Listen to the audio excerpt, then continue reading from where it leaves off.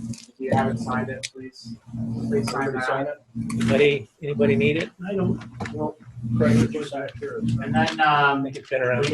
we do have quite a full crowd here today, so thank you guys all for coming. We also have right now 11 people attending on the conference. So for those people that are on the conference, if you do have any background noise, if you can mute yourself, that would be great.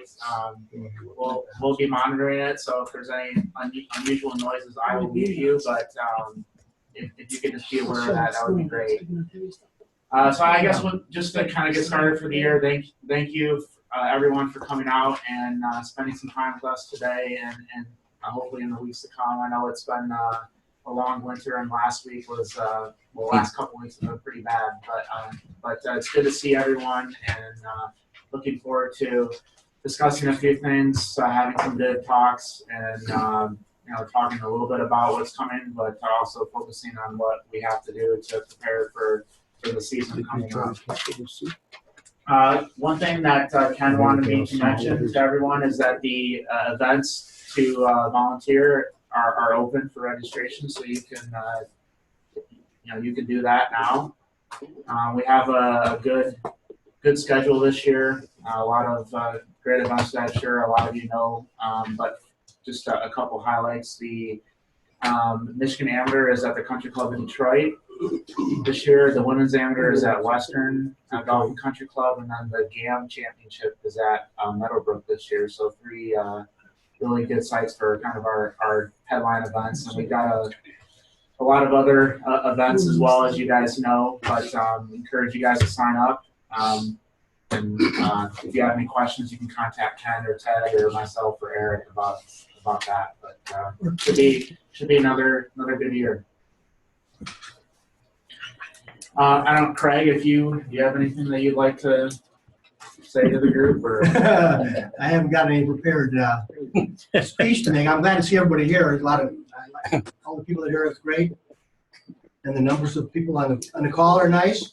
It's going to be a transition year between this year standard rules, and we're getting ready to look at a whole new set of rule changes for 2019. So, but we still need to have everybody on top of their game for all the tournaments we hold, because our customers can put a lot of stress on us out there, and we need to come through for them and make the right decisions for them. So, welcome aboard. I don't necessarily like doing this all the times, but I think it's probably good for the first one if we just go around the room really quick, and then we'll let the people on the call just to introduce themselves and let them know who they are, where they're from, anything else that you'd like to share with the group. So I don't know if who wants to start, but I'll start. Okay. Dan Launchway, member at Western Golf and Country Club. I'm Lynn Saunders, member at Lakelands Golf and Country Club, again, governor. Mike Church, a member nowhere. I play out of Fieldstone mostly. Betty Woods, I belong to Grossa Golf and Country Club, and I'm a governor. Frank Cosenza from Troy. Jim Wozinski from Farmington. Jerry Morocco from East Park. Jack Allister, governor, and play out of Essex.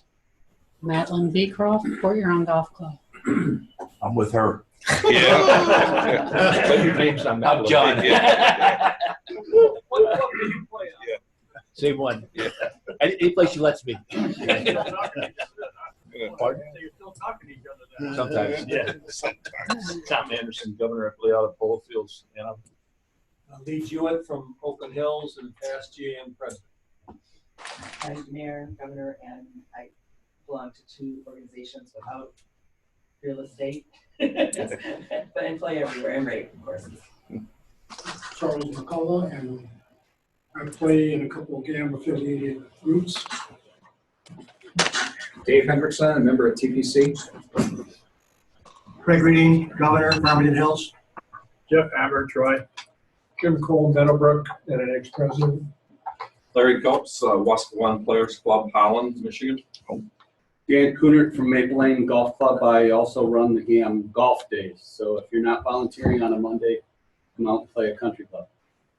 Heath Martin doesn't run country club. That's a All right, if anyone on the call wants to introduce themselves, that'd be great. If you guys want to do that. Richard and GAM Treasurer, Oakland Hills. Steve Minton, Dealer, Michigan. Michigan Governor. Tony Barr, Meadowbrook. Hi, Tim Cox out of Walnut Creek in South Lyon. I'm just trying to agree from what they got covered. Yeah, I got on the Yeah.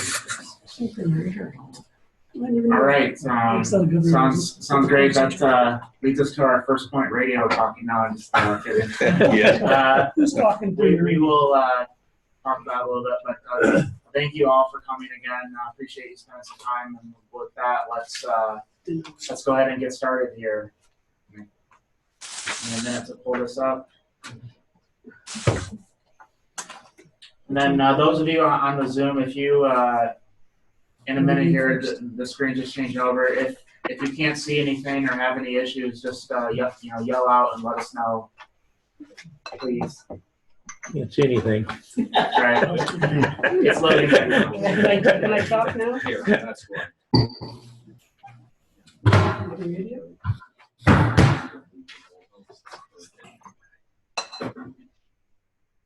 Obviously not a Gen 8 processor. Still can't see anything. High five. You make fun of my flip phone? Yeah. That's what I got.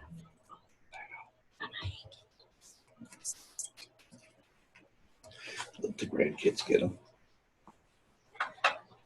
So I guess just to give you guys an overview today, we're just going to talk about a couple of good practices for rules officials. What our purpose is out there, and then also we're going to go over a few of the local rules for 2018, and then just a recap of the local rule from last year, so that everyone's on the same page with that. And then we will cover Rule 1, and then possibly Rule 13 if we get to that point. And that's assuming that, well, I mean, we're going to cover it regardless, but hopefully we can do it with some video here. So. Still to be. All right. Really quick, someone on the call, do you guys see the full screen, or do you see this screen with kind of, it has the next slide to the right? Or you just see one screen? I've got the GAM's rule PowerPoint, nothing on the slide. Okay. I can see the next slide. Oh, the next slide is on the right. Okay.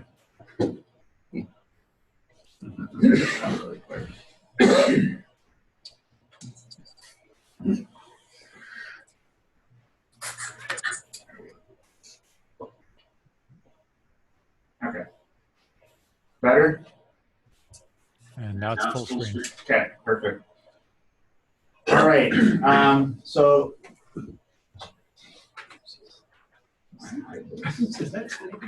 Can you see Highland Park? No, you're okay. Yeah.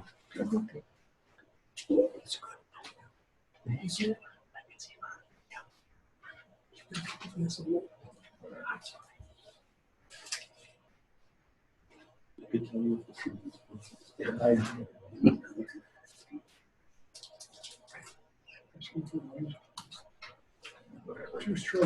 be all right.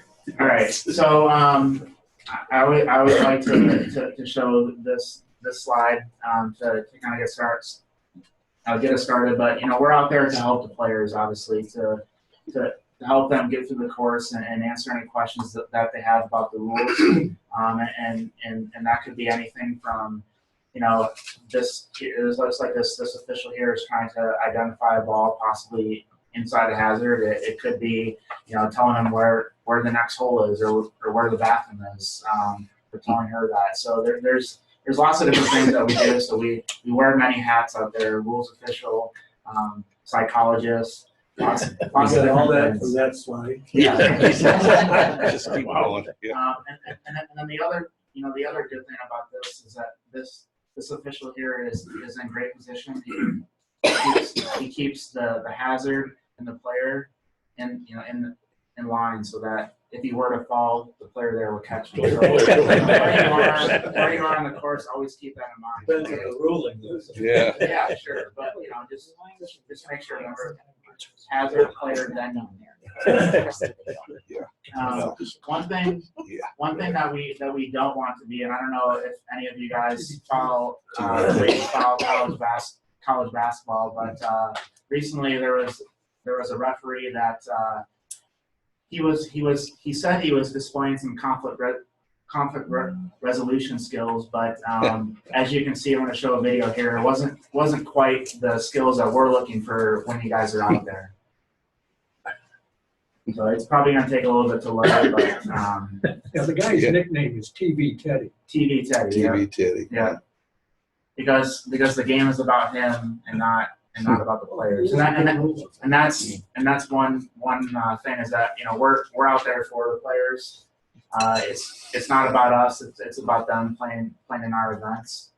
And hopefully we'll get this video to come up in the next hour or so, and we'll watch it. How many people have seen it? Okay, a few people have. Okay. Probably have.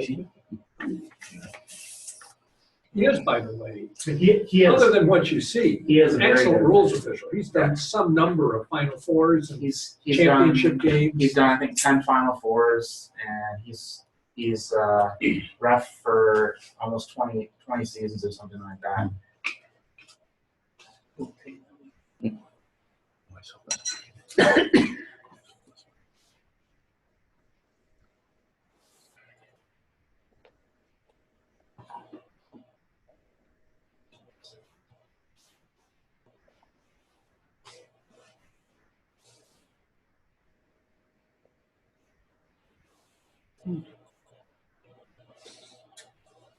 Yeah.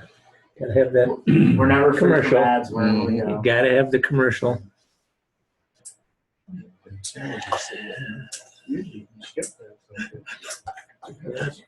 Somebody's gonna make money off the ads. they're paying for it, so you're watching it. So you can see here.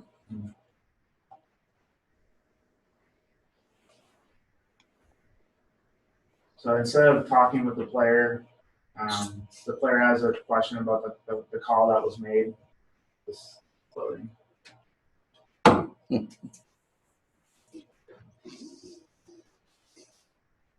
right, slow mo.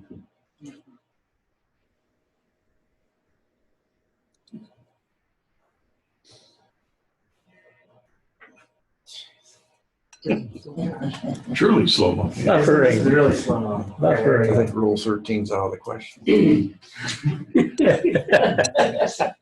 So it was kind of hard to see, but I don't really want to spend any more time waiting for this. But basically what he did, instead of talking with the player, he turned his back to the player and just didn't talk to this guy.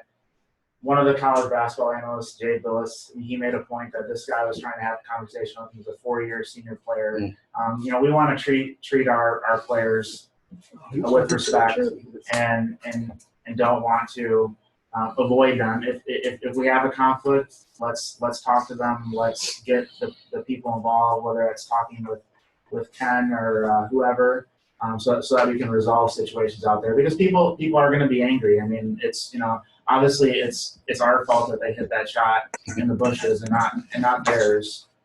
So they have to take it out on someone. But having good conflict resolution skills is important out there, and you're definitely going to be in situations where you might be faced with someone that is a little bit aggressive, that may be angry for whatever reason. And I'm sure everyone here that's done this enough has a story about a player or a parent with junior golfers, unfortunately, but they're out there. So. Something to be aware of, but again, we want to help our customers out there because they are our customers. On on the other side of things, you know, we're not expecting you to be, you know, like Ivor here and stand on the first tee for 6 hours without a bathroom break and read off every group at the British Open. So somewhere in between those two would be kind of what we're looking for. Size change. All right, so what are we out there to do? We're, like I said before, we're out there to decide questions of fact. So what actually happened out there? We're there to apply the rules and to enforce penalties if we need to, but we're really out there to apply the rules, not to give out or hand out penalties. We're to make sure that the competition is fair and equitable for everyone, so that the ruling that we give to player 1 is the same that we give to player 100. And we want to maintain the decorum and the spirit of the game, which is USGA talk for you know, showing the values that the game promotes. So honesty, you know, fairness, respect, things of that nature. And then also we want to stop rule breaches from happening, right? And if we see someone about to take 3 club lengths from a lateral water hazard, we shouldn't stand there and watch them do it. We should stop them and say it's 2. Or if they're taking, you know, improper relief, let's jump in and stop them. And then this one here, it being conspicuously inconspicuous. It's hard to say, but basically we want to be available, but we don't want to be out there so that we're in the way. So, you know, if you can find a good hiding spot where you can see everything and have a good vantage point, but you know, but also not get in the players' way and not feel like they're being encroached upon or anything like that. That's always a good place to be. And this goes back to the conflict resolution, but just, you know, not being defensive and being respectful. I mean, obviously, they're not always going to be angry at you personally. They're going to be angry at the rules that people at the USGA made, and we're just enforcing them, right? And we might personally believe that this 2-stroke penalty is ridiculous, and that I mean, I know I feel that way, but we have to enforce the rules as they're written. And sometimes the player may get angry at you, but don't take it personally, because it's just the rules. You're just out there making sure that they understand, you know, that they're playing by the rules. Here's a good quote from the USGA. Their slides for the rules classes. Brusque or officious handling of a situation can, by upsetting a player, magnify the effect of a penalty far beyond the extent of the penalty itself. So if we do, you know, anger someone, that may cause them to blow up later down in the round. And even though that may be hard to prove, it is something that we don't want to trigger people. We don't want to say something that you know, might anger them, or I'm trying to think of the right word, but and we don't want any smart aleck comments back to the players, because that could cause concerns down the road. Helicopter 900 or something. Yeah. And then we don't want to be a visible factor in the outcome, right? I mean, we want the players to be able to decide the championship out there. We want them to be able to hit the shots and use their skills that they've developed to determine who wins and who doesn't. So we don't want to get involved unless the rules of golf or pace of play tell us that we need to. All right, some keys for preventative officiating. Again, like we talked about, we want to prevent breaches when we see them, and how you want to approach the situation really depends on the level of the tournament that you're working. Also, you know, what your role is as an official out there. If you're one of three rules officials, you might have a different role. You might take a different approach than if you're only doing one hole, or you're specifically looking at one area of the golf course.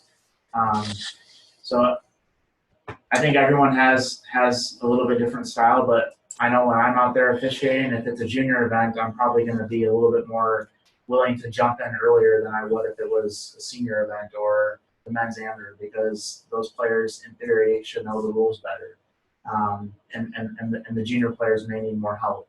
But really, kind of what approach you take should really depend on these factors here. And everyone can kind of take their own approach, but myself personally, I like to sit back and kind of let the players figure it out. But I'm always ready to jump in if I need to prevent a breach. So I'm not going to go up to a player and ask them if they need help unless they ask help from me, or if I notice that they're kind of struggling, or they've got their hands on their hips, or they're just kind of thinking, and then that's when I kind of step in. I'm not going to go up to a player if they hit it in a hazard before, when they're walking up and say, do you need help? I'm going to sit back and wait to ask if they need it, or if they show signs that they're not sure what they're doing. Because again, that could be one thing where the player just hit a bad shot and they don't want to be bothered, and they know how to take relief from a lateral water hazard. So maybe at that point it's better just to kind of stay back and let them be, their thing, and not just simply ask them if they need help might make them angry. I mean, who knows? But Again, that depends on the level. competition. Exactly. Yeah, Exactly. absolutely. Exactly. And I mean, that's a great point, Lee. If it's a junior event, or a 15 under event or something like that, maybe you want to be there to help them out, because chances are they don't know what to do. Yeah, especially when it's a multiple option type thing. They usually will ask them if they know their options and then explain it to them if they don't. Right. Yeah, that's a great way to say it. Instead of telling them, just do you know your options? Just like you said, Patty. So the officials have the right and the obligation to advise players with respect to the rules when it seems necessary. So, I mean, this kind of goes back to the point, we're not going to stand there watching someone break a rule. We want to stop them from doing that. If we see something that happened, we need to tell them. If they were underneath or in some tall grass and they stomped down with their foot, and it made their swing easier, then we need to tell them that's a penalty. So we can't just turn our eye and pretend like it didn't happen. Now, I'm not going to say that that's 100% true. I mean, I'm sure everyone here has possibly worked maybe a high school regional or something like that, where the person is struggling to get the ball airborne. If someone does that, I mean, that might be a situation where you're just there to encourage them to get the ball in the hole, and maybe not get them to get two-stroke penalty, because is a two-stroke penalty for someone that makes a 12 or 15 on a hole. I mean, does that really encourage them to play golf? But if this is at the Michigan junior, I mean, yeah, we need to call that stuff for sure. So. Kyle, could you comment on a situation where a player may hit a ball toward out of bounds and you're out officiating, assuming you're not functioning as a forecaddy, right? And you can't tell, you never did see the ball. Mm-hmm. And if he comes up and gets sort of aggressive that we never signaled him, right? Do you have to remind him that you're officiating, not a forecaddy? Yeah, I mean, I think that definitely happens. I mean, I tend to tell the players, like, I'm sorry, I missed your ball. I'm doing other things. I'm not a spotter. A lot of players think that we're spotters, or they call us spotters, but we're not spotters. Right, exactly. So I would just take that, say, sorry, I missed it. I'm doing some other things out here. I'm not just watching every tee shot, and I'm sorry I missed it. Let's go try to find it. Did you offer him a ride? Yeah, exactly. Yeah, that ride back sucks. That's one of the worst, most awkward rides. So it is. It's a very quiet ride. We asked him if he thought he was out of bounds, why he didn't hit the provisional. Yeah. Or maybe that's something, on the way back. You can say, next time, hit a provisional. Or two. Yeah. Something to pass the time. Right? Yeah, as long as your eyes open. All right, and here's a couple situations where we should jump in and say something. So if you see a ball that's teed outside the team ground, you need to say something. Order play for match play. Anything maybe they didn't announce that they're hitting a provisional. You see this a lot. Someone goes back to their bag and they get ready to hit again. If I'm standing there in the tee, I'll say, is that a provisional, so that they're covered? Because if they don't say the words provisional or that they're proceeding under Rule 27-2, then technically that's not a provisional. That's the ball in play. So things like that can help you and help the players when you're out there. When cleaning's not permitted, when a ball marker has not been returned to its original position, things like that. If you see them, definitely let the players know if they're not doing them or putting things back in the right place. A minute ago, Kyle mentioned order of play being important, or when you're in a match play referee. And there's an attachment that is handed out to the volunteers during match play, a list of guidelines on how to proceed and things kind of to do. And one of those line items is order of play, which I feel is very important. Now, order of play means it's your job as a referee out there to ensure that the player who is away plays prior to his or her opponent. You can imagine the situation if you didn't make sure that is happening, you could have a case like occurred in the Solheim Cup where someone hits on a turn and has to have a shot recalled, and that can be very not a good situation for you or for the players out there to have to try to deal with that situation. So my feeling is better to control order of play, making sure that you're looking at the player whose turn it is to play, and that they know that they can go ahead and play. And if you see a player ready to play out of turn, make sure you stop that player from playing. Definitely. And I think too with a stroke play, kind of on the opposite side of that. I mean, we're always out there encouraging ready golf, so that if you see someone that's maybe messing around some of the bag or someone ran to the bathroom, encourage people to play ready golf and to play so that we can finish in a timely manner. That's very, very important part of our pace of play policy.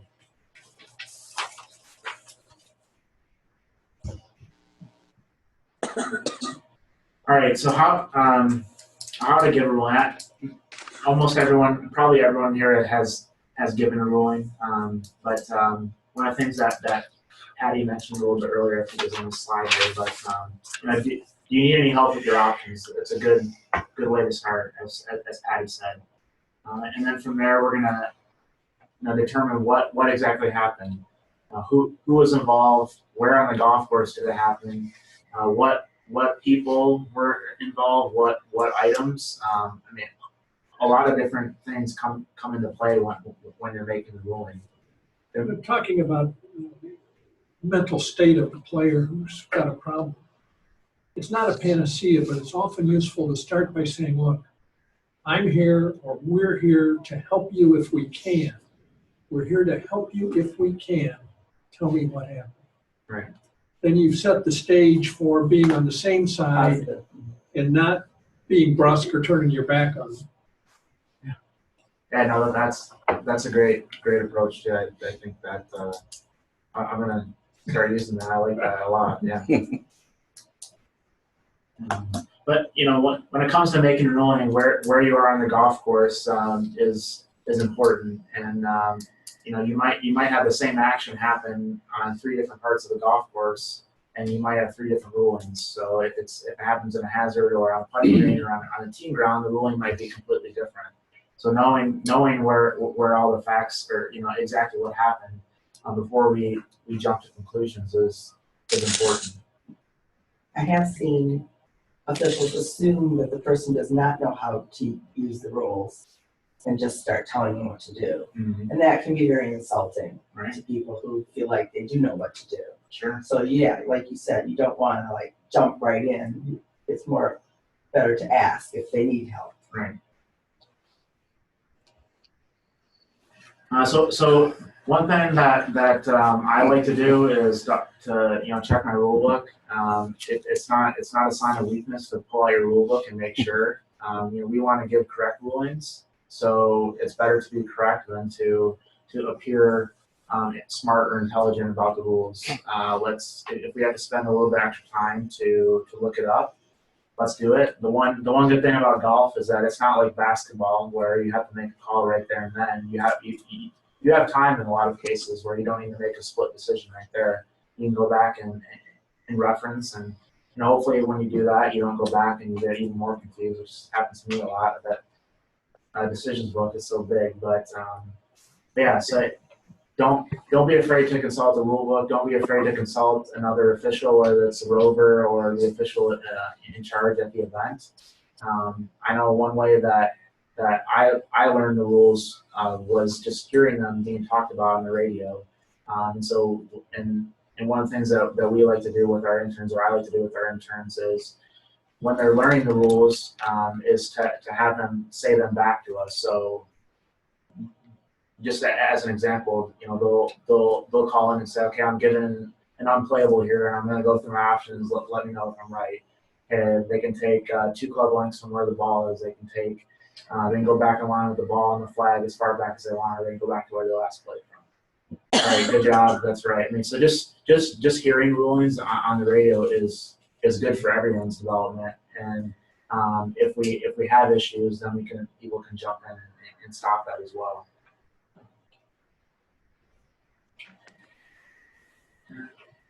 And then the last thing I always like to say after I'm done is your ball's in play, or you know, you're good to go. Something along that line, so that they know that everything's okay.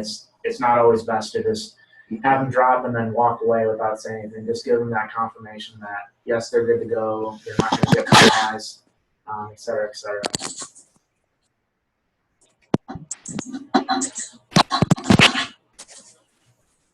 All right, we probably talked about a lot of these already, but a couple good practices. So take your time. Like I said, we don't need to rush to decision in most cases. A lot of times the players might not believe you, and it's not necessarily a bad thing to just pull out the rule book and show them. And when they read that, most of them just kind of walk away and go hit their next shot, and then they're kind of nice to you after that for the most part. At least based on my experiences. But it's always good to show a player, and you know, even if you know it, a lot of times after in the scoring tent, if a player just you know, show it to them. That's a good place to show them to them. Or after the round, you know, come up and talk to them after and say, I hated calling that penalty on you, but you know, here it is. And so there's a good way to kind of have that post round talk if you feel comfortable doing that with certain players. Because I mean, at that point in time, they're not in the heat of the moment, and they're you know, hopefully a little bit more relaxed and more approachable. Like I said, don't jump to conclusions, because there's 1,000 different things that can make the ruling one way versus another. And then another good thing is to always tell the player, but also to make sure that you tell the person keeping their score as well, so that it is included. And the player, I'm not saying that the players aren't going to tell their score that they got a penalty, but it's more so that the scorer doesn't write down the wrong one, and the player maybe misses checking his scorecard or her scorecard or something like that. So just informing everyone of what happened is good, and then it also teaches everyone in that group, hey, you know, this is a ruling. That player may already know what it was, but it doesn't hurt to tell everyone in the group. And a lot of times it might be something super, super complicated that no one's ever seen, and telling all 3 or 4 players would be beneficial for them because they probably never encountered it before.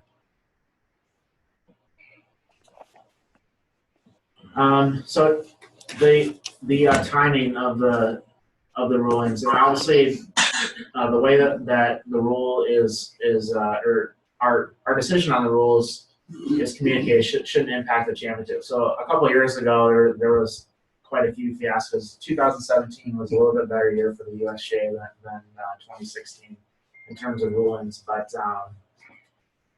we want to make sure that we're giving the correct information as soon as we possibly can, but we don't want to have it wait for forever. So when I say it's good to take time, it's good to take time, but we shouldn't have something happen on hole 3 and then get the answer on hole 16 or even hole 6. We should be able to figure it out within a hole or so, depending on how complicated the ruling is. And then the other thing is we want to, that's kind of what happened to Oakmont, and I mean, I guess a little bit more happened there where they told them one thing first and then told them something else there. But the other thing we have to kind of think about too is that the ruling doesn't only impact just the player; it impacts the entire field. We don't have big leaderboards like a lot of the pro tournaments on at our events, but if it's the last couple final groups or whatever, the final group, whether that person gets a 2-stroke penalty or not can make a big difference and kind of influence how they play the shot. And so that's in 2016 at the U.S. Women's Open, that was one of the things that actually happened is that they issued a player a 2-stroke penalty, and they told that player after her 3rd shot, but they told her opponent, well, I guess it wasn't her opponent because it was still technically stroke play in the playoff, but they told her before she hit her 3rd shot, and so when she found out that information, she switched clubbed up to be safe because there was water in front of the green or whatever. So this just goes back to we don't want our decisions or our outcomes to affect the championship. We just want to enforce the rules and do it in a fair and equitable way. And then the other thing that happened last year was that I'm sure many of you heard about or know about, but what happened at the A&A Inspiration, the LPGA major with Lexi Thompson, and again, timing there was a little bit of an issue, and they've kind of wrapped up some of those things. But if we are going to enforce a penalty that is very severe like that, the sooner that we alert the players, the better.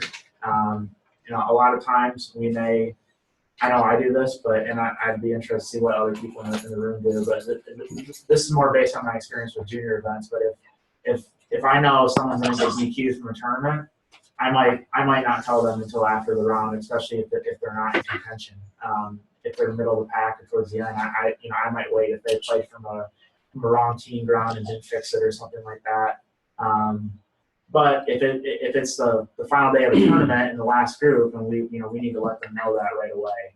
So I don't know if anyone else, if anyone does anything differently or.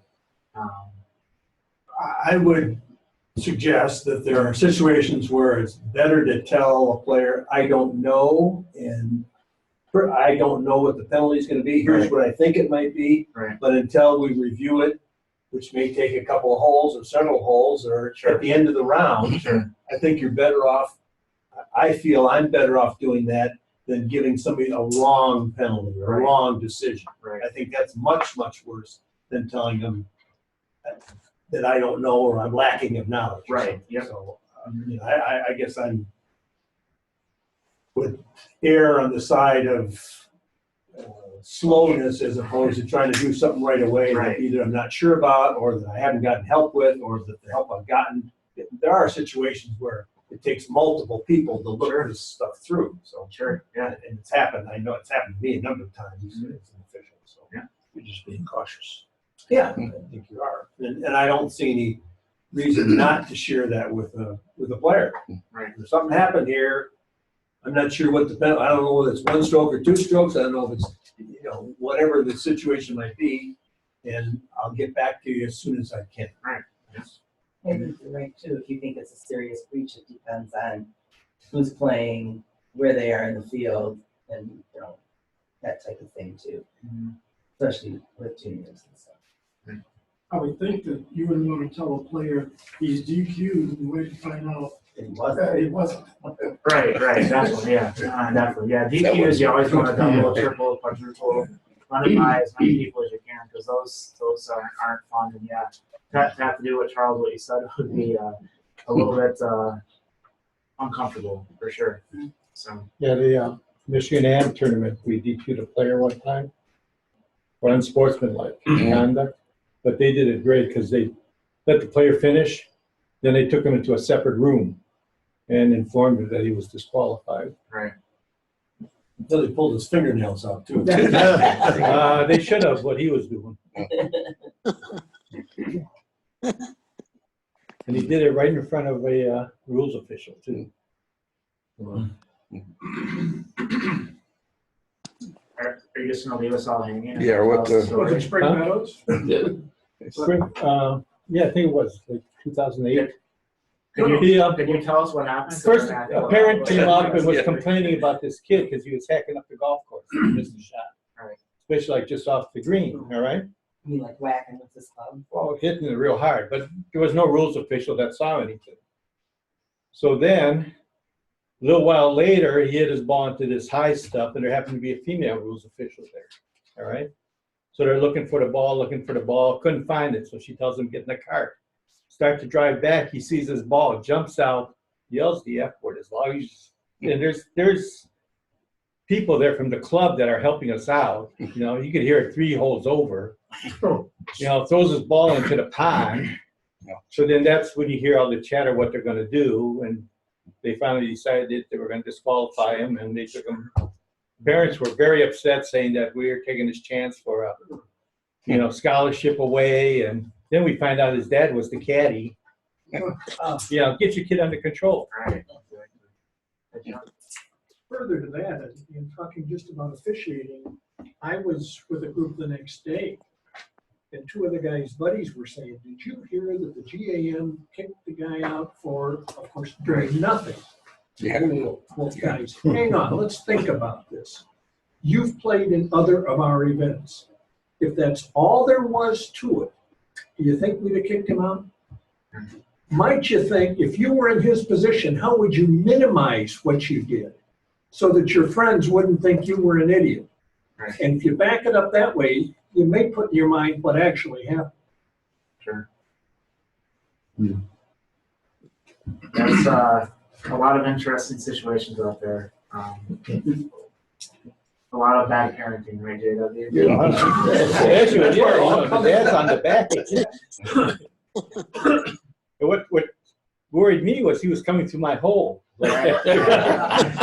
And there, one of the guys hit the ball right behind the tree, and I figured it's going to be him. He's going to blow up, But they went too fine, and then they decided they're going to disqualify him anyway. And honestly, that was a great decision there to not disqualify him on the spot, because I mean, can you imagine what he would have done, or what his parents or his dad would have done? And I think they did it the correct way by taking him away from all the other players too. Right. Mm-hmm. All right. So one of the new rules that was put into place last year that doesn't necessarily 100% apply to us, but we can still talk about it because it's a new rule. But they put this rule or this decision in. I think it was in April last year. But basically, it was a stipulation on how they can use video evidence. And I know that a lot of people, certain people, think that video evidence doesn't necessarily apply to us, but I don't think it's too far fetched to think that down the road we're not going to have NBC coverage or anything like that, but to say that we might be looking at a parent's video that they took on the green for a rules infraction, I don't think it's far fetched to think that could happen with everyone having basically a video camera in their pocket. There is a greater and greater chance that we might have to use these video evidence principles in some of our larger events. And obviously, no one's gonna come out to the senior night championship and take a video of dad hitting a putt on the 15th green, but it might be different for the Michigan Amateur or the Women's Amateur or something like that. Now, do you think that'll still be in play after 2019 and the change with the local rules and video? Possibly. I mean, I think I don't know. It'll be interesting because I think that the rule that they put in place is more geared towards the professional tours, right? I mean, or the tours or the events that have the ability to have the rules official watch the video coverage. But I mean, Right. I guess it kind of comes down to what do you define video coverage as? I mean, I would say that video coverage and video evidence is probably is not. I think video evidence is not all, or what am I trying to say here? I think that there is more under the umbrella of video evidence than just video coverage. But you also have the local. You also have the local rule that says no outside interference, right? Says it won't accept anything coming in from an outside organization. Right. So I wonder in 2019 if that's going to be more restrictive, and this will kind of fall by the wayside because you now have the player integrity rules that will fall in place in there as well. Well, doesn't that sort of cover that? If you're not going to take the calls from the outside on video, it would be any type of video, which would mean if they're doing their own video, then that's still from the outside. Exactly. It's not from within the tournament itself. Yeah, I mean, that very well could be. I mean, this could be just in for this year, and it could be one of the many casualties for the new handbook that they're putting together. So. Be interesting to see, isn't it? This doesn't say that they won't use video evidence. No, it doesn't. It just says limitation on use. Yeah, also the first sentence is it's appropriate to use video. So they're going to you can use it to establish the fact. Did that person throw their club, or did that person did the ball land on a piece of their equipment? Well, if someone has a video of it, I think that says you can use it, right? If there's some question. Yeah. Well, that's kind of just more like the high definition video. Did they touch the sand in the bunker? Yeah, is there 4 grains missing? Yeah. I don't see that changing with the new rules. I don't have any knowledge of that. I don't know. Well, the way I understand it is that anytime there's TV, basically video, they're going to have an official assigned At least one. to the trailer. Right. And they're going to just be responsible for watching the video. Nothing. And they will not take any phone calls from the outside. Right. It'll be the official in charge on site calls. On site. Did they really? Yeah. Of course, they don't video every player. No. Well, yeah, that's true too. Yeah, That's every shot. The other part of it. Right. You have certain groups that you follow with video. And people You don't follow the guy that's 156, right? Kyle, Right. on that particular one with Lexi Thompson, if you saw it on the video, the show, her hands were shaking so bad, there's no possible way she could put that ball exactly down where she picked it up. Because her hands were shaking, I mean, they were just, because she was in contention. Yeah. Sure. They would have Yeah, so I guess I don't know if this is. Well, I know this isn't in the printed book. So we'll just read it through here, but it is available on the USGA's website. So we'll just read it through really quick. So as Lee was saying, it is appropriate for a committee to use video evidence in resolving questions of fact when applying the rules. Such evidence may lead to the conclusion that the player breached the rules, or to the conclusion that there was no breach. Video evidence may also help players in the committee in determining other factual questions, such as the location of the player's ball when it has not been found, or where the ball last crossed the margin of the water hazard. So that's been the USGA's kind of token response to the question, well, only the good players are on TV. Well, they say that there's a benefit of being on TV as well. I don't know if it's equal, but that's their response that they put in there. So, however, video evidence can sometimes present complications because of its potential to reveal factual information that was not known and could not reasonably have been known to players and others on the course. Golf is a game of integrity in which the rules are applied primarily by the players themselves. Players are expected to be honest in all aspects of the play, including in trying to follow the procedures required under the rules, in calling penalties on themselves, and in raising questions with other players or with the committee when they are unsure whether they might have breached the rules. Video technology, especially the use of methods such as high resolution or close-up camera shots that can be played in slow motion, has the potential to undermine this essential characteristic of the game by identifying the existence of facts that could not reasonably be identified in any other way. Such evidence should not be used to hold players to a higher standard than human beings can reasonably be expected to meet. For this reason, there are two situations in which the use of video evidence is limited. Jeez. At least that went away for a little bit. When video evidence reveals things that cannot reasonably be seen with the naked eye. The use of video technology can make it possible to identify things that cannot reasonably be seen with the naked eye. Examples of this include when a player unknowingly touches a few grains of sand in a backswing with a club and making stroke from the bunkers. That's what happened to Anna Nordquist at Cordoval in the British or the U.S. Women's Open. And then when a player is unaware that the club struck the ball more than once on the course or in the course of making a single stroke. And then in such situations, if the committee concludes that such facts could not reasonably have been seen with the naked eye and the player was not otherwise aware of a potential breach of the rules, the player will be deemed not to have breached the rules, even when video technology shows otherwise. See also decision 18/4. In applying this naked eye standard, the issue is whether the facts could have been seen by the player or someone else close by who was looking at the situation, not whether the player or anyone else actually saw it happen. Lee, what does 18-4 say? Television evidence shows ball at rest change position, but by amount not reasonably discernible from the naked eye. So yeah, that's the kind of that naked eye principle, so to speak. If it's not, they're not going to use the technology, the zooming in, slow-mo to penalize a player if it was impossible for them to determine. And I think that happened to Patrick Harrington as well a few years back, where he had no idea his ball moved, and then they showed the replay. Yeah, it was in that grass all up in the bunker. Yeah. And then the second instance, when a player has made a reasonable judgment. So this is directly tied towards the Lexi Thompson thing.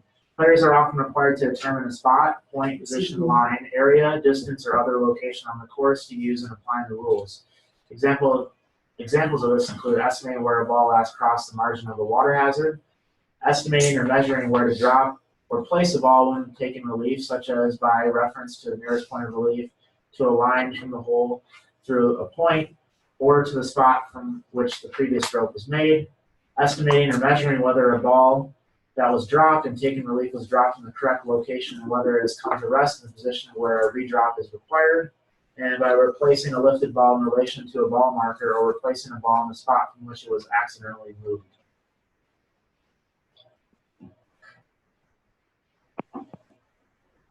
So such determinations need to be made promptly and with care, but often cannot be precise, and players should not be held to the degree of precision that can sometimes be provided by video technology. A reasonable judgment standard is applied in evaluating the player's actions in these situations. So that's a key phrase or terminology, a reasonable judgment there. So long as the player does what he or what can reasonably be expected under the circumstances to make an accurate determination, the player's reasonable judgment will be accepted, even if later shown to be wrong by the use of video evidence. So the relevant circumstances to be considered by the committee when applying the standard include the particular actions taken by the player in the context in which they were taken, the player's explanation of the reasons for their actions, information from other players or persons who were there, and the amount by which the location was wrong in relation to the type of determination made. So recognizing that certain actions, such as replacing a marked ball on the putting green, can be taken with greater accuracy than other actions that may involve more inherent uncertainty, such as estimating where a ball last crossed the margin of a water hazard at a point well ahead of the player. This reasonable judgment standard also applies to any other type of later information, such as testimony from other persons that shows that the player made a mistake in determining the spot, point, position, line, area, distance, or other locations. These naked eye and reasonable judgment limitations on the use of video and other evidence are not intended in any way to change or reduce each player's obligation to be honest in applying the rules and to raise questions when they are uncertain whether they have breached a rule. When applying this decision in any particular case, it is the committee's responsibility to assess all circumstances and determine whether these standards have been met. So I think that last sentence kind of gets to the point where you're still going to be looking into all these situations, and whether it's on video or not, I mean, you're still going to look at it, and you have to determine these things. And this decision here says that basically if the player made a reasonable action or a reasonable judgment, or things couldn't be noticed by the naked eye, the benefit of the doubt is going to go to the player. Whereas, in the past, it has gone against the player. And so, I think that's good change. It makes sense. Kind of shows that technology is changing, and then the rules have to adapt to the technology that's out there. And this is just one instance of that, and I'm sure there'll be many more down the road. Kyle, I guess the regional judgment standard in video evidence ties into how to make the ruling. Sure. I mean, if you're at the 150 post, you see where the player's ball crossed the line of the hazard, but he's going someplace to his spot, and it's a reasonable judgment. We don't have to tell him that he's 2 yards one way or the other. Right. If he knows his options, then he has a reasonable judgment. Sure. Yeah, I think that's a great example. If he was trying to drop 148 yards away and you thought it was 150, I mean that's fine. But if he's trying to drop 50 yards and it's 150, yeah, then we would step in and say something. I think that's a great example of this. I see Fred Ridley and Tiger Woods in that last statement. Huh? I see Fred Ridley and Tiger Woods in that last statement. Yeah. Fred fell on his sword. Yeah. All right, so we're gonna go to a video. So it'll take us a few minutes here, probably, but hopefully I can get audio. I remember there's a way to do it. But, all right, so let's go to here. So I'm sure many of you saw this. I think sent it out in the link or one of the emails maybe, but or no, maybe I didn't. Maybe I just sent it to Craig. Sorry. That's Craig special. You like some more. Yeah. Signing on Yeah. card. Yeah. Because you put it in more likable. I didn't see that. Yeah. So basically, the actual rule itself is here, and after we watch the video, we can come back. But basically, as Patty was saying, is that the additional two-stroke penalty for having a wrong scorecard is going to be taken away. And so, this has not been decided whether or not we're going to adopt this local rule in GAM tournaments. It's still up in the air. It'll probably become effective regardless in 2019. USGA moved it up to a local rule for 18. Why wouldn't we?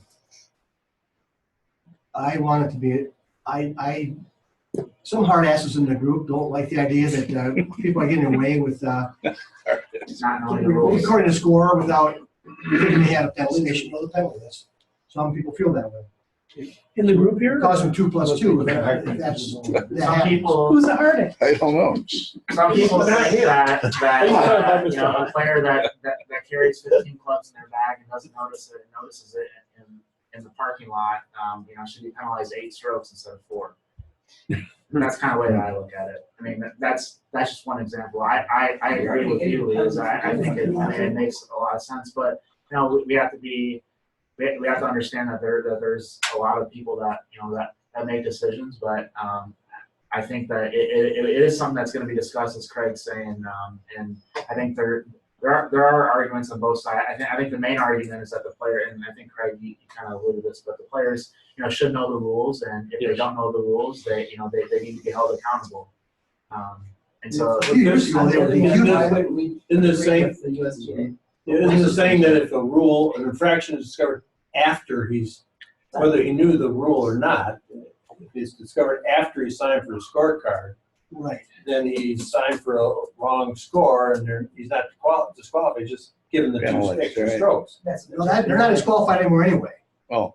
If they find out, they had a rules infraction, you used to be disqualified up to like 16 maybe? Yeah, so 15? So They changed that a few years ago to say you'd get the rules infraction plus 2 more. Okay. And not be queued. As long as the competition had not been closed.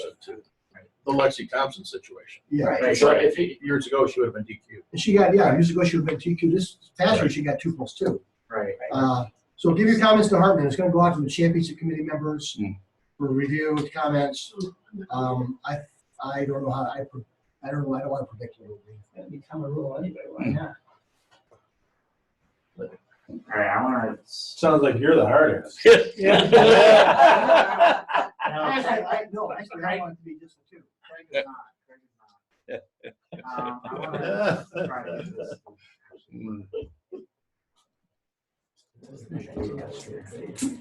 Getting into politics now, aren't we?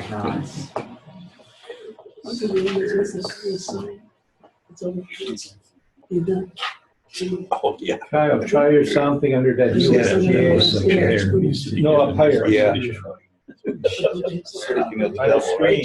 Yeah. Is that it? No, it's That's just about. Yeah, and I wanted to figure this out. Where's your?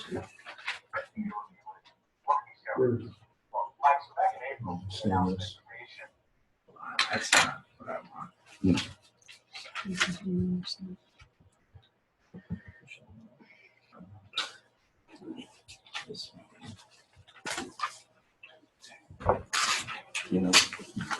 Circus of lunch. Rules of lunch. Again, just have to show up Saturday morning next.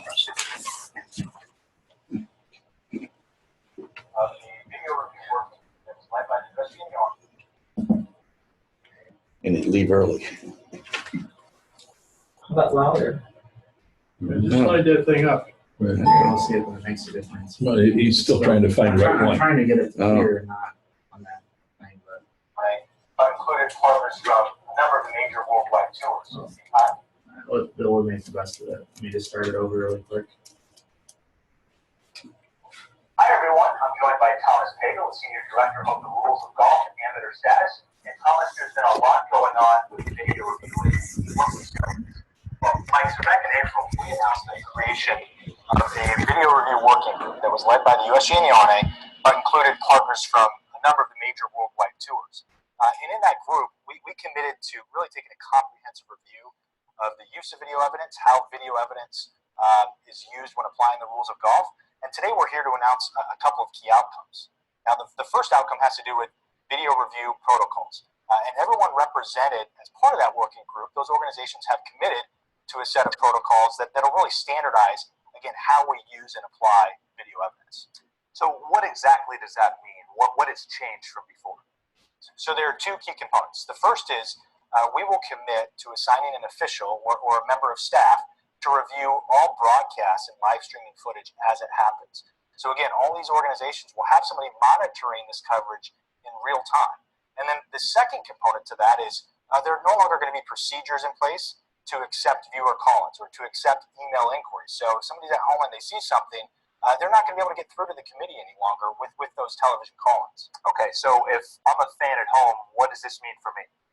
Well, I'll be pretty simple here. It just means be a fan, right? Enjoy the game and enjoy watching the best players in the world tee it up. But just also know and have confidence in the committees running the competitions that they're monitoring that coverage. And so what you see at home, they've seen it also. So when it comes to applying the rules, they've got it covered. And there's also a local rule going in effect January 1st, 2018. Can you tell us a little bit about that? So the second component that came out of this working group was really a review of the scorecard.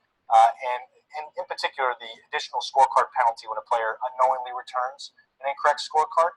In 2016, there was a rule change to go from disqualification to two-stroke penalty. I think we've all seen what that two-stroke penalty is, sort of the controversies it can create. And so as of January 1st, again, the USGA and the RNA have approved a local rule that we will use, as will the major worldwide tours, that eliminates that penalty. So again, if a player unknowingly returns an incorrect scorecard, they're still going to get the original breach, but there'll no longer be that additional two-stroke penalty. All right, Thomas, thank you so much for the update. Looking forward to hearing more on modernizing the rules of golf coming up in the next few months.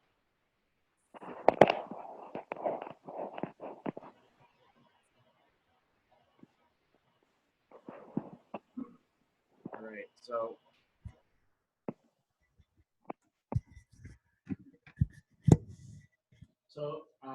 basically, as I said, I mean that the local rule in terms of how it's actually written out and the actual verbiage.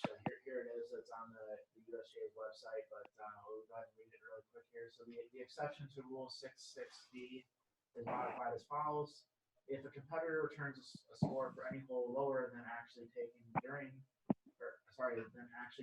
due to the failure to include one or more penalty strokes that before returning his card he did not know that he had incurred, he is not disqualified.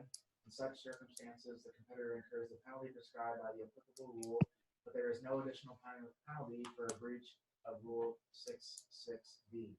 This exception does not apply when the applicable penalty is disqualification from the competition.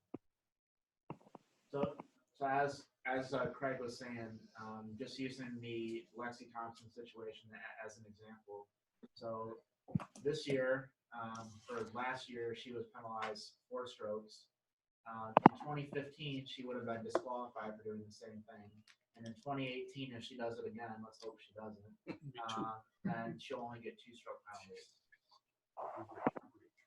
For the original breach, for not having the ball back in the right place, from playing for the wrong place.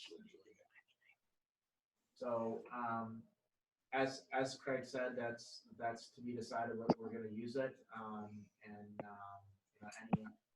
I know we had a brief discussion, but if anyone else wants to talk about that, or I think it's a great move in the right direction, and kind of a sign of things to come in line with what's coming in 2019. So. I mean, have we ever disqualified somebody for a wrong scorecard? I'm sure. Yeah, we have. Yeah. Have we? Yeah, sure. No, that's probably why they eliminated the second. Yeah, we had actually at the girls junior last year.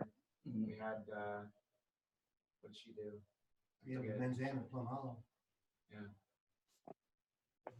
Scoring. Yeah, it was not the minimum. Yeah, no, I think she signed for. Well, obviously she signed for lower score, but I forget exactly what it was. She just put a 4 in, or someone put a 4 instead of a 5 or whatever. But yeah, it happens for sure.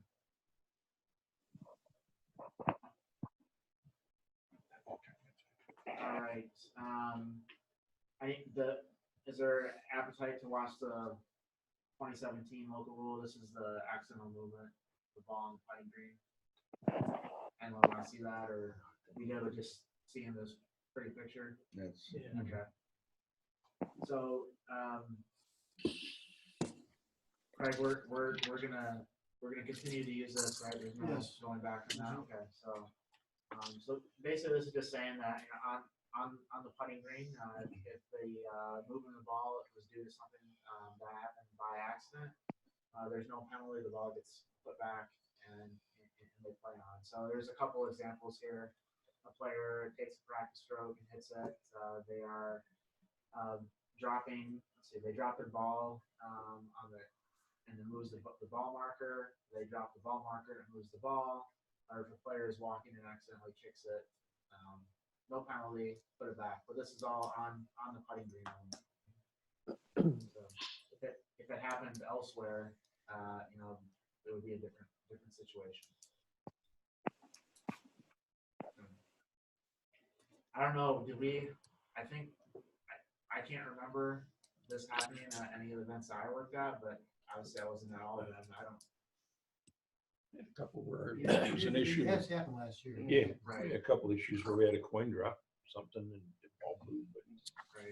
they called us over right away and we moved it back.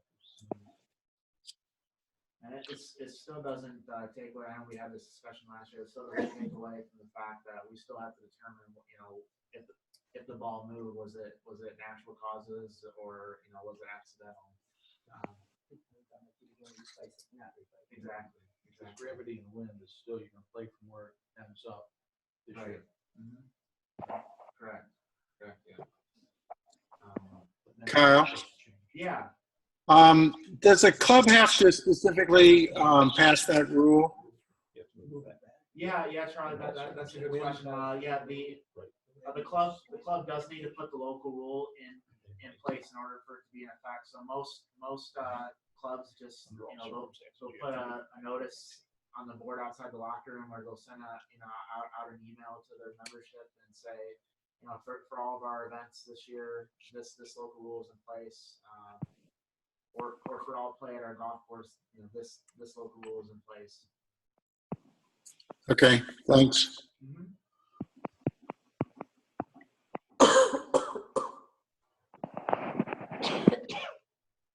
All right. So studying the rules of golf, everyone has their own kind of way to go about it, but really the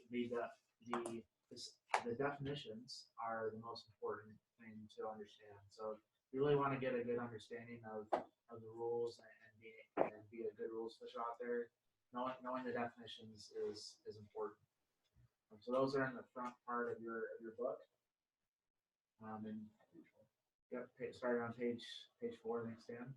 But those are really important. I always read those over before the season starts and try to do it midway through the season and towards the end too, just to keep fresh. But those are where a lot of your answers are going to come from. When you're out there, is because if you know the definitions, you know how to make the appropriate rule. Everyone learns differently, so some people are verbal learners, some people visual, some people need to actually do things to learn them. So whatever way works best for you, just know what type of learner you are and try to find those resources. There are a lot of resources out there, not only these rule sessions, but also on the USGA's website, they have a lot of videos, and they have I think they have, it's like called the rules experience or something like that, where you kind of go through certain videos and quizzes and things like that. And we'll probably be doing. I know last year we didn't do a lot of like quizzes and tests, but I'll probably try to incorporate that a little bit more into our discussions this year. And there's lots of ways to learn out there. There's all sorts of groups on Facebook or websites and things like that out there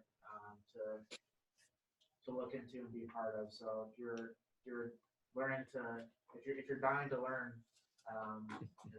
there's places out there. Just don't spend too much time for 2018 because it's going to be, I don't want to say 100% obsolete, but it'll be a lot obsolete starting next year.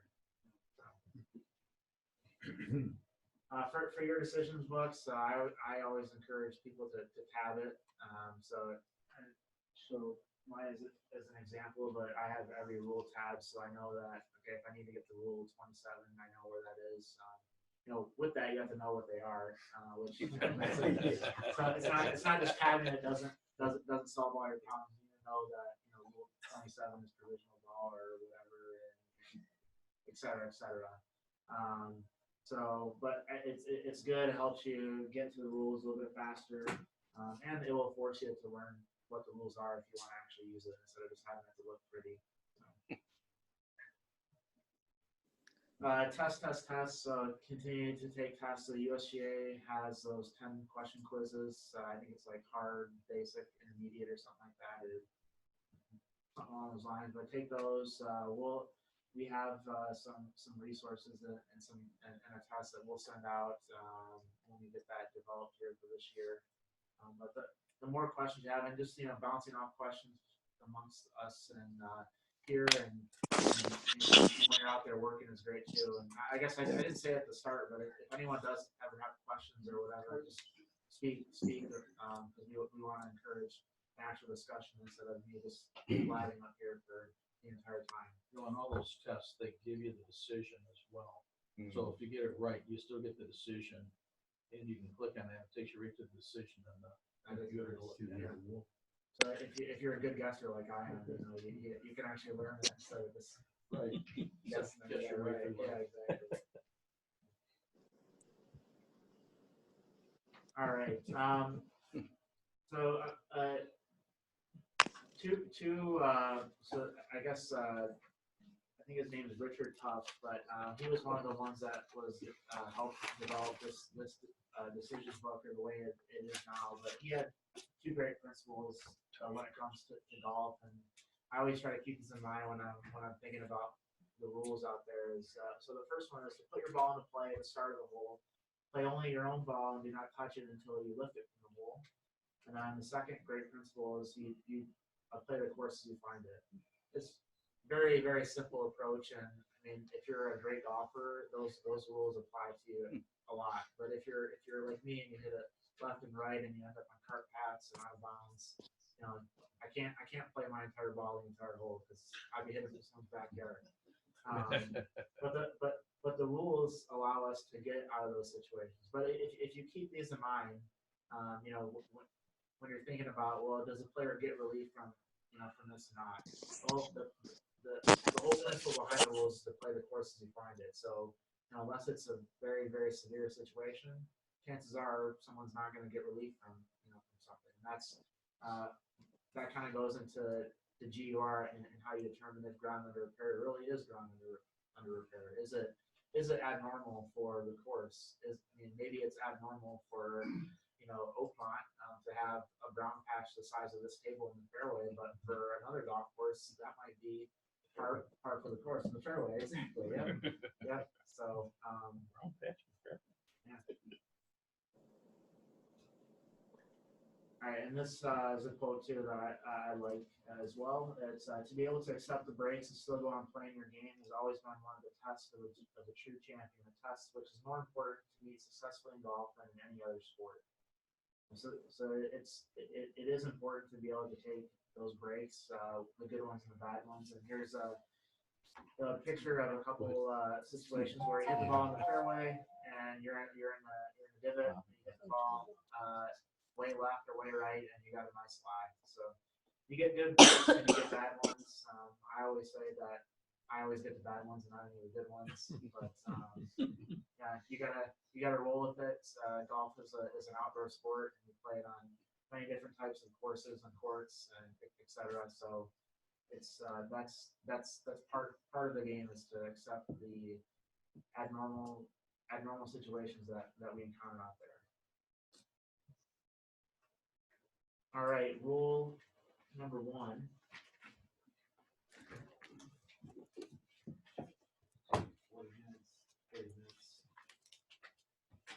All right, so this is a pretty basic rule here, but the game of golf consists of playing a ball with a club from the tee ground into the hole by a stroke or successive strokes in accordance with the rules.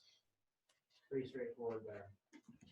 But yeah, if you want to try in your own mind to work the rules into a form of logic, that's the hub. It's a simple rule that your mind can skip right over, but if you're just looking at rules 1 to 28, somehow they all come back to that hub.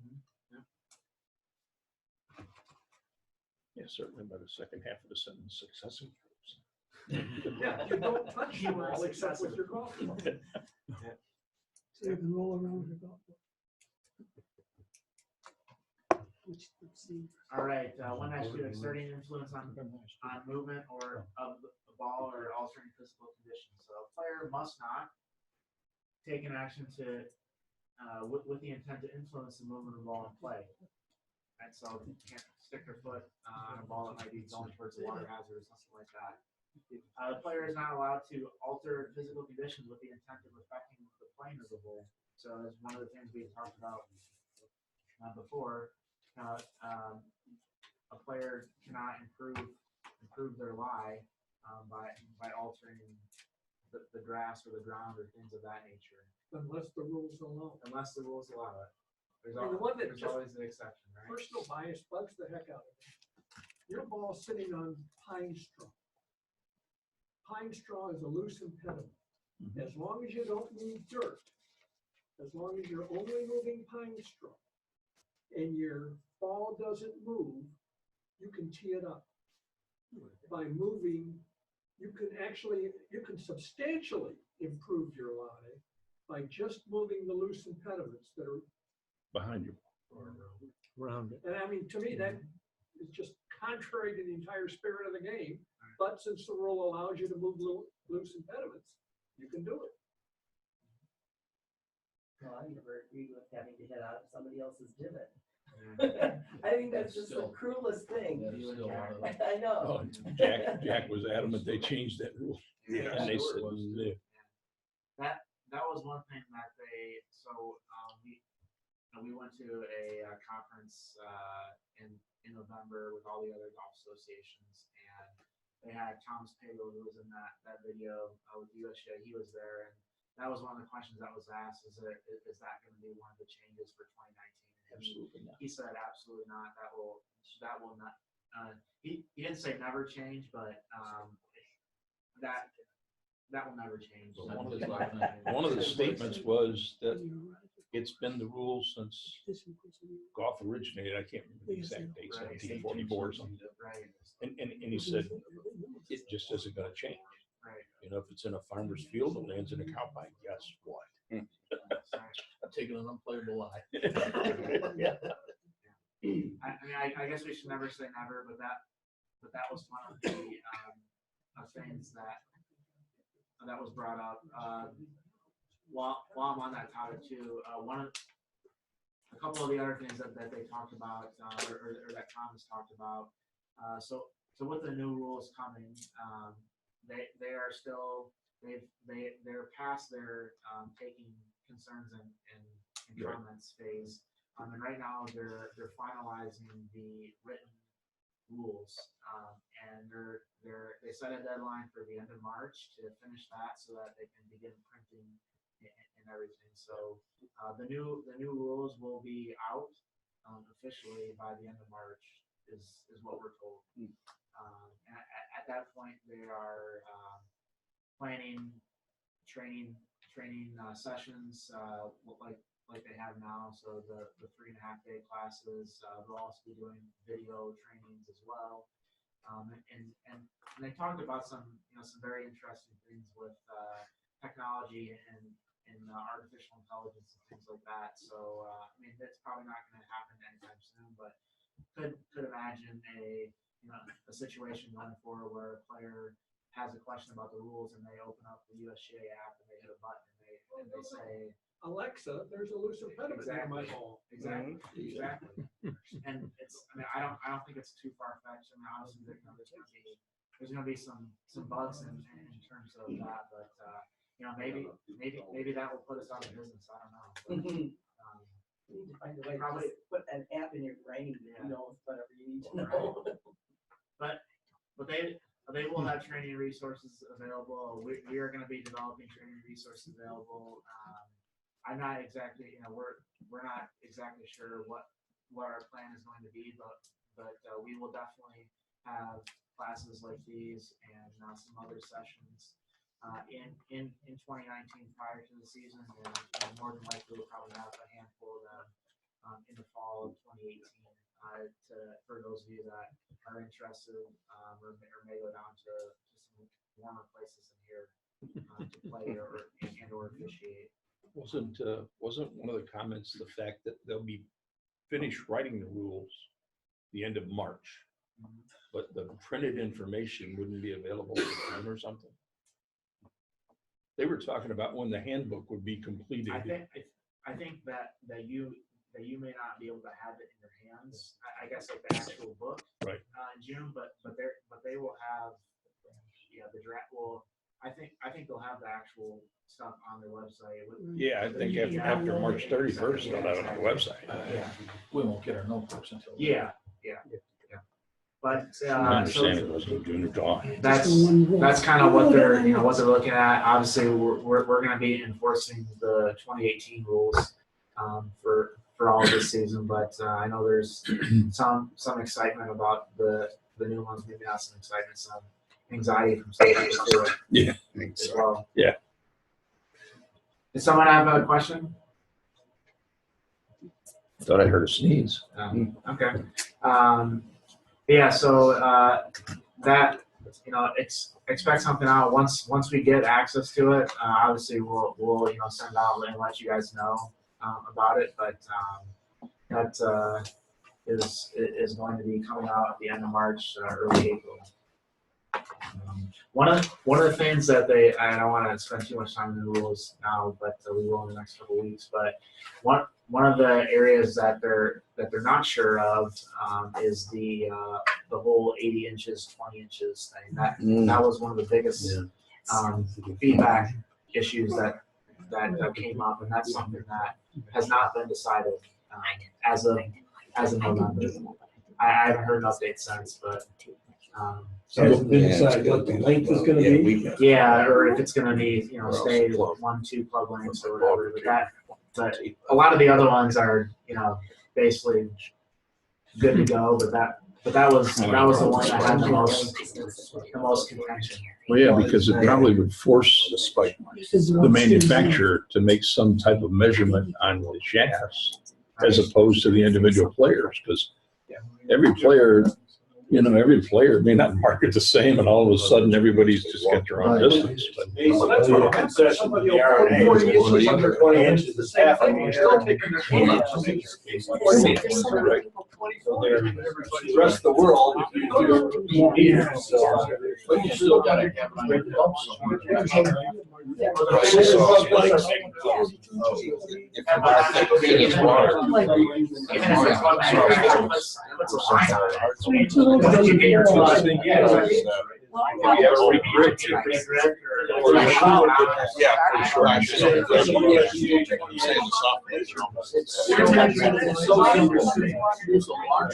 Okay, all right.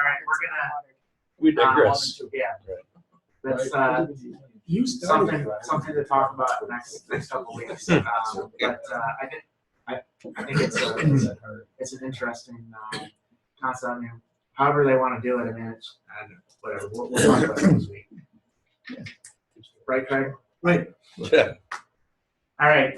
So a couple exceptions here. So as Jim was saying, so any time where in the rules it says that it's permitted or prohibited, these two things will come into play. So the overall principle is that the specific governs the general. So you might have a general thing saying that you can't do this in a hazard, except when your ball is out of the hazard or when you're doing it for care of the course or something like that. So anytime that there's a specific situation, that is always going to supersede the general or the.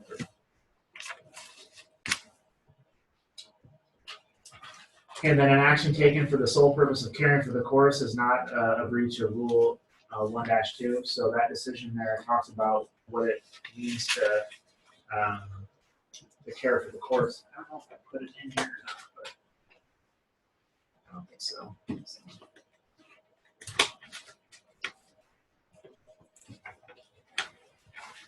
But here it says, what is the meaning of the phrase "sole purpose of caring for the course"?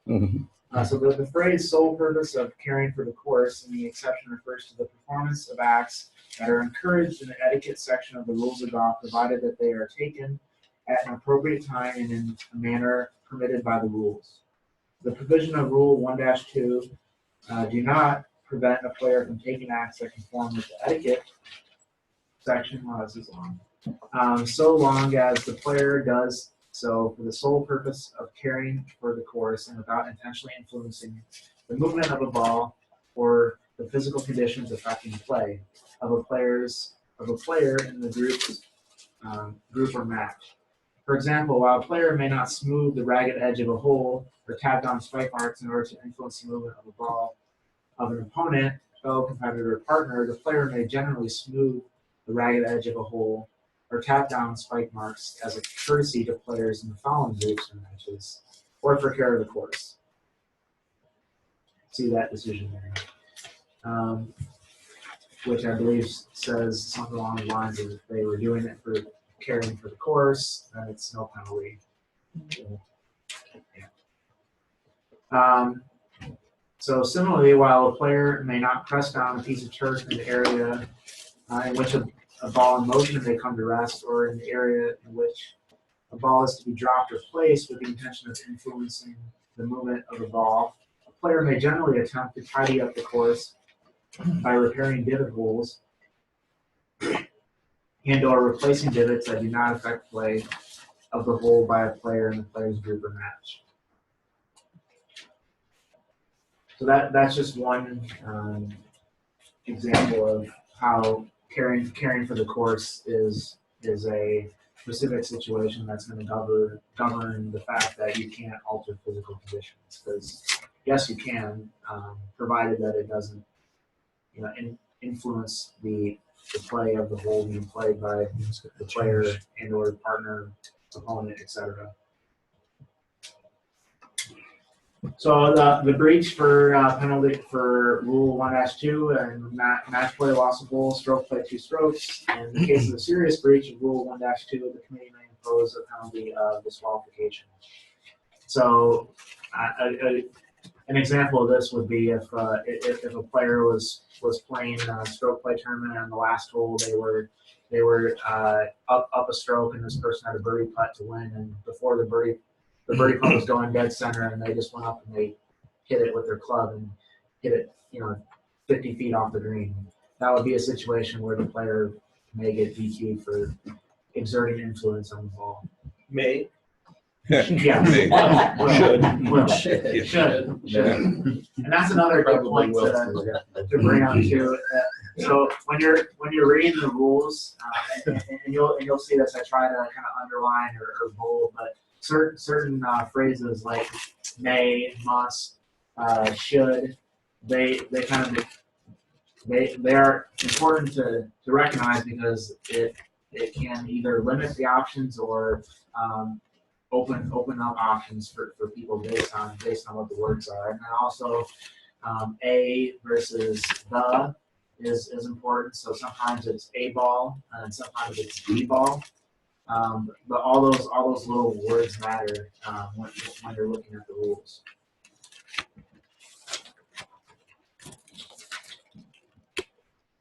All right. Note one here. A player is deemed to have committed a serious breach of Rule 1-2 if the committee considers that the action taken in breach of this rule has allowed him or another player to gain a significant advantage or replace another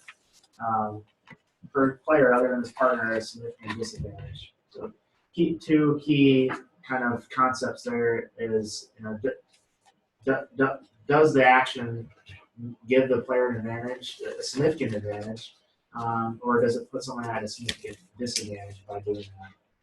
So that's kind of the guidelines you would use to determine whether there is an actual serious breach or not.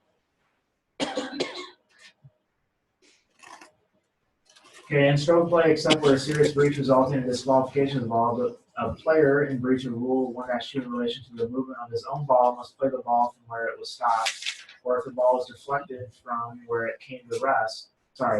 Or if the ball is deflected from where it came to rest. If the movement of a player's ball has been intentionally influenced by a fellow competitor or other outside agency, Rule 1-4 applies to that player. So they would get to replay.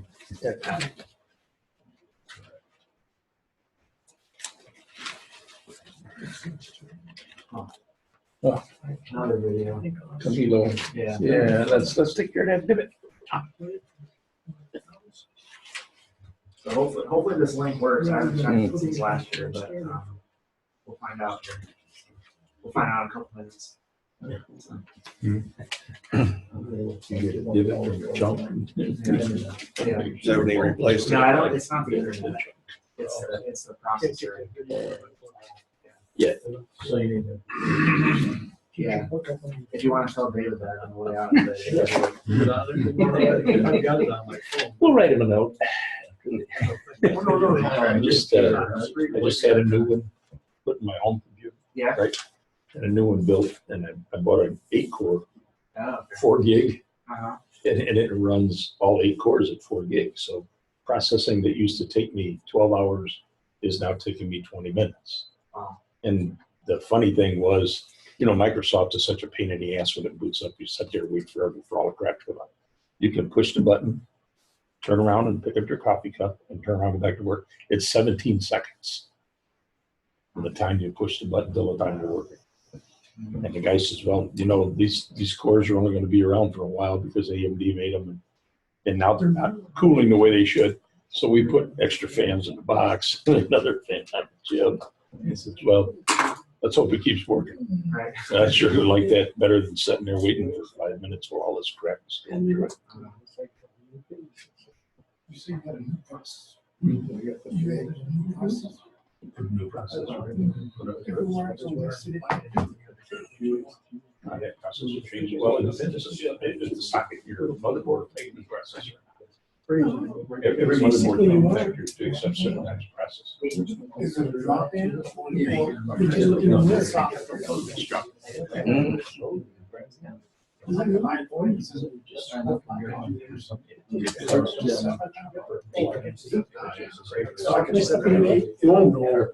It depends again.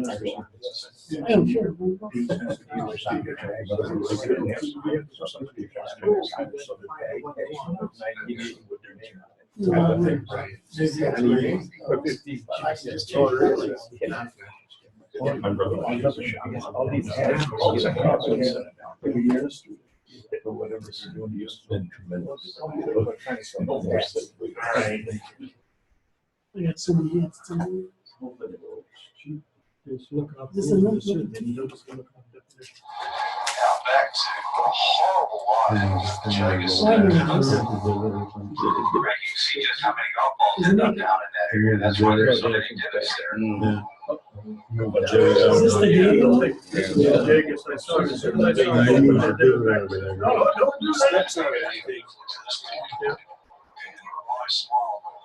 Watch this, Frank. Good chance it'll find another area, but again, it's making these balls go in the same area. Whoops. Yeah. He just put it back in the flow though. He just threw it out of the way. But it's a small depression. But when he flipped away, he might have stopped it. Yep. So, as obviously the announcers don't know the rules either. Yeah. So, Yeah, really. at first I thought when I watched it the first time, I was like, oh, maybe he actually knows rules. He said, be careful. And then he said, oh, he's going to end up in a divot. That's how he doesn't know anything. But I think that actually happened at the course where they just had the tournament. Yeah, it was at Kapalua, was it? A couple weeks ago. Yeah, right. I saw him do that last year. As soon as he worked over to touch that did with the club and the ball score, I said, you don't do that. Yeah. Don't do it. So that's a good example of things that you can't do because it's going to influence that next shot, right? So I mean, had his ball been rolling down the hill on the other side of the green over the green, it wouldn't have mattered if he would do that. But because the ball was coming back in play and it possibly was coming back to where it was, where it was moving that divot, that's why he was penalized the 2 strokes for that. So I see this a lot in the juniors, especially with the girls. If they're waiting for a competitor to hit their shot, they're taking practice swings, 3 or 4 at one time. Boom, beaver tails, 1, 2, 3. And they're taught replace those right away. So they run up and grab a couple and put them back before they've hit their ball. So as long as they're behind the ball. No, it's not. It's either beside it or sometimes the divot's right next to it, but it's in front of the ball. It's a penalty. Yeah. I've stopped them a couple times. I just don't. If it's far enough away, it probably probably wouldn't be a penalty. But yeah, I mean, if it's closer, it's going to influence their shot, or it improves their lives. And yeah, it definitely would be a penalty. And they'd probably just tell them to pick up all the beaver pelts at one time and they're finished. Right. That's what I do. I'm just, I mean, I can't. Sometimes you can't catch them. You see it from right. Yeah. 100 yards away. Yeah. What are you doing looking at a girl 100 yards away? Sometimes you need a transfer. Competitor. Yeah. I'd already seen it. All right, and then rule 1-3. Jerry, So not one of your players, ladies. players cannot agree to waive any rules. If they do that, this is going to be disqualification for both for all parties involved. So, for example, we can't stand the first tee and say, hey, we're not going to play stroke and distance today. We're just going to play whatever in our match. They might not know what stroke and distance is, and they might go through their entire round and just take two club lengths from out on and drop. And if both players in a match don't know that, everything's fine. But if they agree to break a rule and they know that they're breaking it, then they're going to get disqualified. Looking at Rule 10-2C, it appears that you can say, let's play ready golf. Yes. Because it's not for anyone's advantage. Right, right.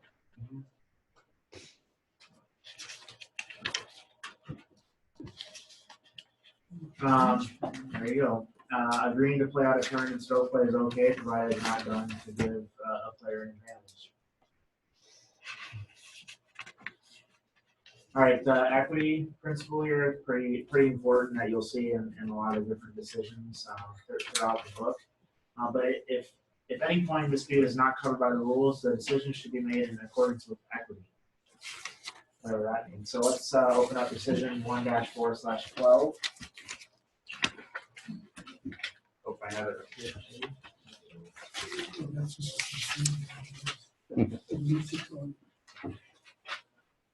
Page 31.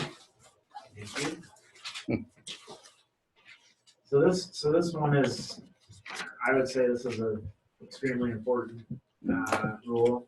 I know for those of you that get Carlos's emails, I think this was in one of the questions, if I remember this correctly.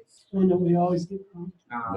Kill these. But so I got a couple of questions up here, I think. That's how I format it. So just based off of the decision. But in stroke play, competitor's ball on the putting green strikes fellow competitor's ball on breach of rule 19-5, and then strikes another fellow competitor's ball also in breach of rule 19-5. So here it's just one two-stroke penalty, even though it hit two different balls. It's only one penalty. Single act that will a single act that resulted in multiple breaches.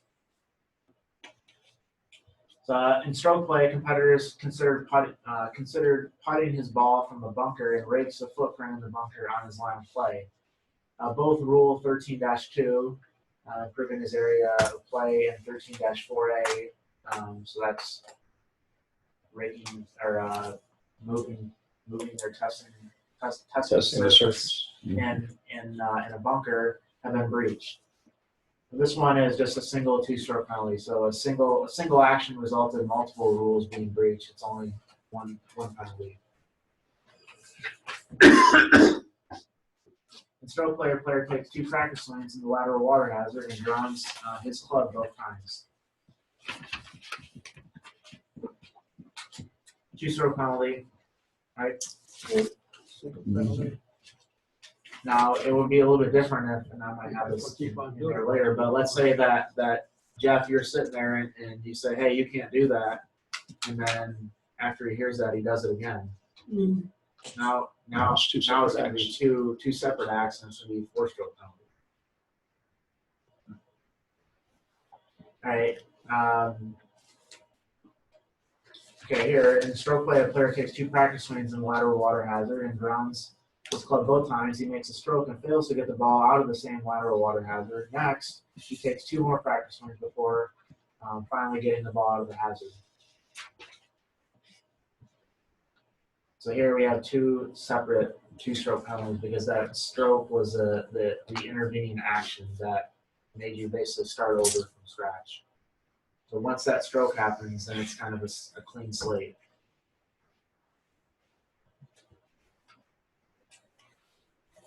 But that decision 1-4/12 is one that is very important and one that you'll see come up quite a bit and that you'll run into because it applies to a lot of different rules throughout the book in terms of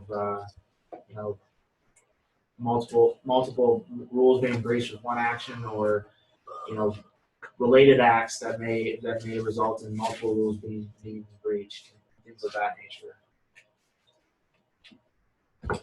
So these what I have quote unquote key decisions, based really, and you guys will see them throughout the sessions on Wednesday. But these are what when I went to rules schools over the last 6 or I guess almost 8 years now. Wow. But anyways, these are ones that they have put up on the screen, or that the instructor has said these are important to know. So it's not me saying they're important. It's other more intelligent people than I saying. You feel old when you say this? I do. Yeah. How do you think we feel, right?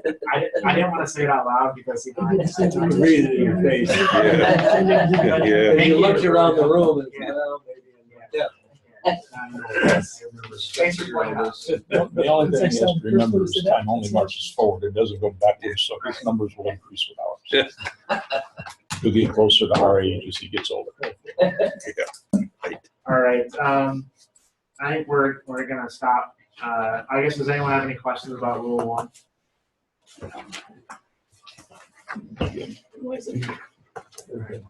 Yeah, we're gonna skip 13. Well, sorry, we're not gonna skip. We're just gonna delay until next time. Yeah, you just want to get rid of it? Yeah. Okay. It'll eventually be gone. Well, maybe we'll no, but in all seriousness, the next 2 weeks our plan is to talk about the new rules. So we will push 13 until we talk about the old rules again. But the next couple weeks we're gonna kind of dive into the new rules a little bit, with the caveat that some of these things may change, but I think we could pick up on our discussion about the 20 inches and 80 inches and the good things about that, the bad ones. But it should be fun. If we have a lot of fun over the next 2 weeks, maybe we'll extend it into a third week if Craig is okay with that. Thank you guys for coming. Hopefully we'll see you next week. Safe travels. Good to see everyone.